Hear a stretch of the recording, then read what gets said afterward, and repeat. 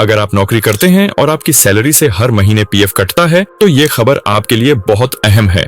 साल 2025 में ईपीएफओ यानी कर्मचारी भविष्य निधि संगठन ने 5 बड़े बदलाव किए हैं, जिससे देश के 7 करोड़ से ज्यादा कर्मचारियों और पेंशन धारकों को सीधा फायदा मिलेगा।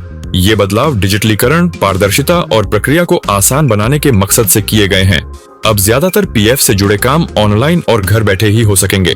चलिए इन 5 बदलावों को आसान और विस्तार से समझते हैं। प्रोफाइल में जानकारी अपडेट करना अब बहुत आसान। अब ईपीएफओ ने एक नई सुविधा शुरू की है, जिसमें कोई भी पीएफ खाता धारक अपनी प्रोफाइल की जानकारी खुद अपडेट कर सकता है। अगर आपका यूएएन आधार कार्ड से जुड़ा है, तो आप निम्नलिखित जानकारियां खुद बदल सकते हैं: नाम, जन्मतिथि, लिंग, वैवाहिक स्थिति, माता पिता या जीवन साथी का नाम, राष्ट्रीयता और नौकरी शुरू करने की तारीख।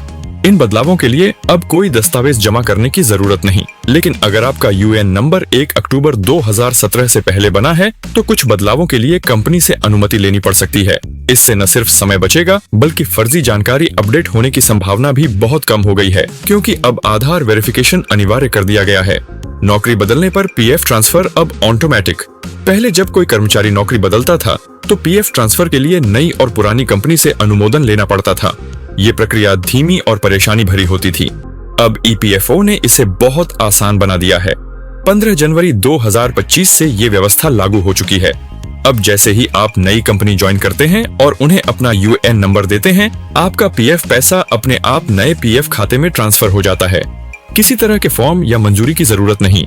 इससे लाखों कर्मचारियों को राहत मिलेगी, खासकर उन्हें जो करियर में बार-बार कंपनी बदलते हैं। Digital joint declaration system.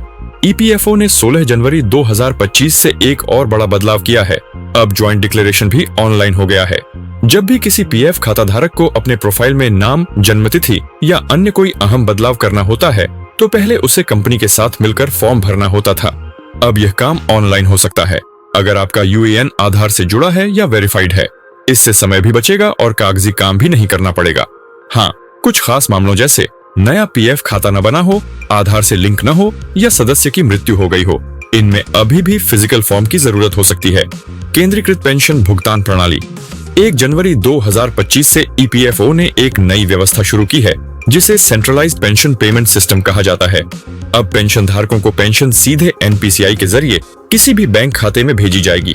पहले एक ऑनफिस से दूसरे office PPO pension payment on order भेजना पड़ता था, जिससे भुगतान में देरी होती थी। अब ये पूरी प्रक्रिया डिजिटल हो गई है।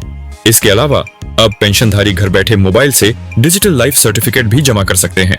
उन्हें हर साल दफ्तर जाकर लाइफ सर्टिफिकेट देने की जरूरत नहीं है।